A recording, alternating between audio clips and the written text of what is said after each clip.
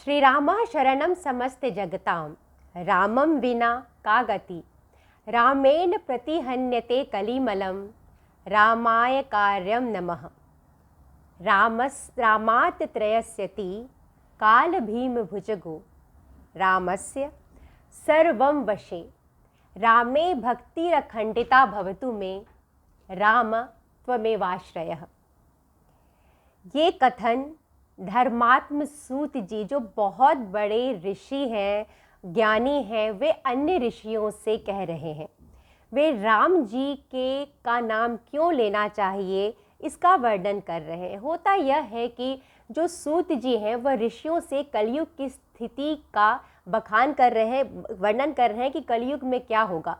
वे कहते हैं कि कलयुग में धर्म जैसे विलुप्त हो जाएगा, ब्राह्मण भी पाखंडी हो जाएंगे, लोग अनाचार करेंगे, धर्म का, भगवान का ये सदाचार विलुप्त सा हो जाएगा। सभी लोग पाखंडी होंगे, जो लोगों का आयु है वो कम होता जाएगा।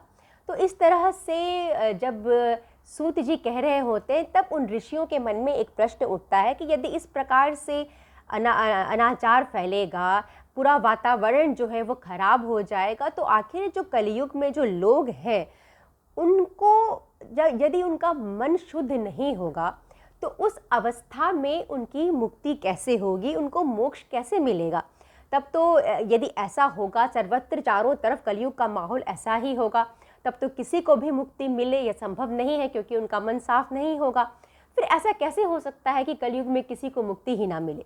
तो इस प्रश्न पर जो सूत जी हैं वह कह रहे हैं कि कलयुग में राम नाम का सहारा लीजिए, क्योंकि राम नाम में ही सबका आश्रय है। राम समस्त जग को आश्रय देते हैं। और इस प्रकार से वह राम जी की महत्ता का वर्णन कर रहे हैं कि और उसमें यह भी कर रहे हैं कि राम जब ऋषिगण पूछते हैं कि हमें यह बताइए सूत जी कि राम जी का नाम हमें लेना चाहिए, राम जी का हमें सीखना चाहिए कि किस तरह आचरण करना है, परंतु इनके स्वरूप का ज्ञान हमें किस प्रकार होगा, कौन हमें बतलाएगा। तब नारद जो सूत जी हैं वह कहते हैं कि मैं आपको वह कथा सुनाता हूँ जो कभी नारद जी ने सनत कुमार जी को कही थी।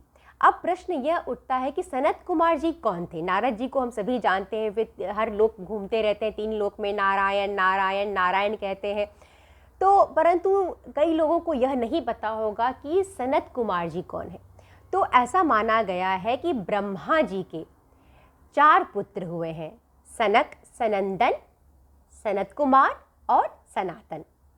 इन चारों को मिला के सनकादि कहा जाता है। तो इनकी 2 विशेषता है, सनकादियों की 2 विशेषता है। एक तो इनको माया मोह नहीं है और दूसरा इनको अहंकार भी नहीं है, और ये विष्णु जी के परम भक्त होते हैं और अभिलाषी जो होते हैं, इनकी इच्छा सिर्फ एक चीज़ में होती है, वह है मोक्ष में। तो एक बार ऐसा होता है कि उनका सनकादियों का भेंट नारद जी से होता है, और जो सनत कुमार जी हैं उनमें से वह समझते हैं कि नारद जी से उपयुक्त कोई अन्य व्यक्ति नहीं जिससे यह प्रश्न किया जाए कि समस्त ब्रह्मांड की उत्पत्ति कैसे हुई है। तब वे नारद जी से पूछते हैं कि समस्त ब्रह्मांड का आधार क्या है, और गंगा नदी जिनके चरणों से अवतरित हुई है उन श्री हरि का स्वरूप कैसा है।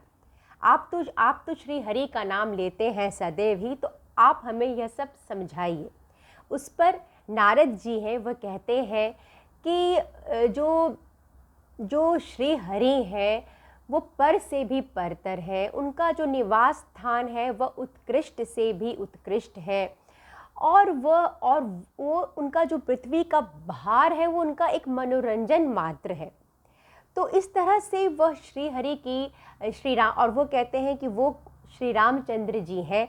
तो और श्री रामचंद्र जी से ही इसीलिए हमें श्री रामचंद्र जी के गुणों का जो जिनसे कि सारी पृथ्वी अवतरित हुई है हमें सीखना चाहिए, हमें समझना चाहिए, क्योंकि वो बताते हैं कि ये जो रामायण राम जी की कथा है वो कैसे हमें प्राप्त होगा। तब उस पर बताते हैं कि रामायण जो है वो वाल्मीकि जी ने लिखी हुई है। तो तुम्हें वाल्मीकि का लिखा हुआ रामायण पढ़ना चाहिए। उससे तुम्हें पृथ्वी में अवतरित जो नारायण है, राम रूप में जो अवतरित हुए हैं, उनके स्वरूप का पता चलेगा। और रामायण ना सिर्फ पढ़ना है, रामायण सुनने का भी अपना एक महत्व है, रामायण समझने का उससे भी ज़्यादा महत्व है।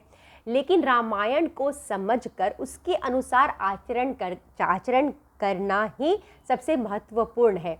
और यदि कोई व्यक्ति ऐसा करता है तभी वह इस जो कलयुग है उसके दोषों से बच सकता है। और आपको ये बता दूं कि कलयुग, हम लोग कहते हैं कि अभी कलयुग चल रहा है, पर ये अभी कलयुग का प्रारंभ ही है, ये शुरुआत ही, अभी बहुत कलयुग आना बाकी है।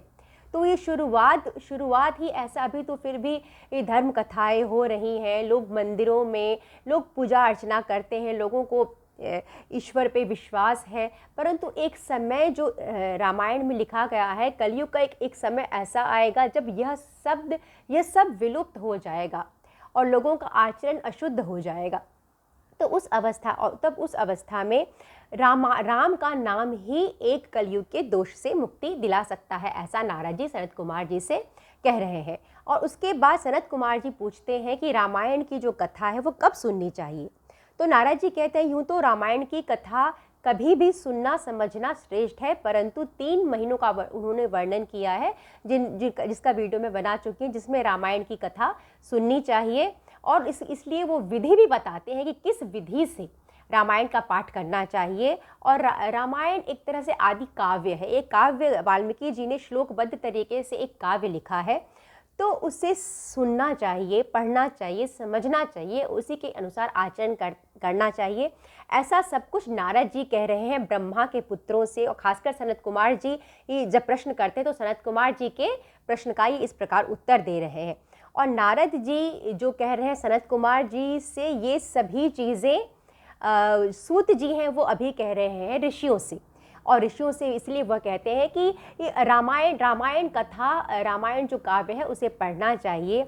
और जिस घर में नित्य प्रतिदिन रामायण की कथा होती है, वह एक तरह से वह खुद घर इतना शुद्ध हो जाता है कि तीर्थ रूप हो जाता है। तो और उस घर में आने वाला जो कोई दुष्ट व्यक्ति भी यदि आता है तो उस घर की शुद्धियाँ इतनी ज़्यादा बढ़ जाती हैं, ऊर्जा इतना ज़्यादा बढ़ जाता है कि उस दुष्ट व्यक्ति के भी समस्त पापों का जो दोष है वो दूर हो जाता है। तो इस प्रकार से वो रामायण की महत्ता का वर्णन करते हैं सूत जी, और कहते हैं कि रामायण समस्त दोषों से हमें मुक्ति देता है। काम, क्रोध, लोभ, मोह, जो भी ये समस्त दोष हैं दुनिया के, यदि रामायण की कथा कोई सुन लेता है, समझ लेता है, आचरण करता है, तो उसे मुक्ति मिलती है। और यह वाल्मीकि जी द्वारा रामायण की जो कथा है वह हमें सुननी चाहिए। उम्मीद करती हूँ मेरा वीडियो आपको पसंद आ रहा होगा। यदि आपको वीडियो पसंद आता है या जैसा भी आपको लगता है तो आप कमेंट में ज़रूर सूचित करें। मुझे सुनने के लिए बहुत धन्यवाद।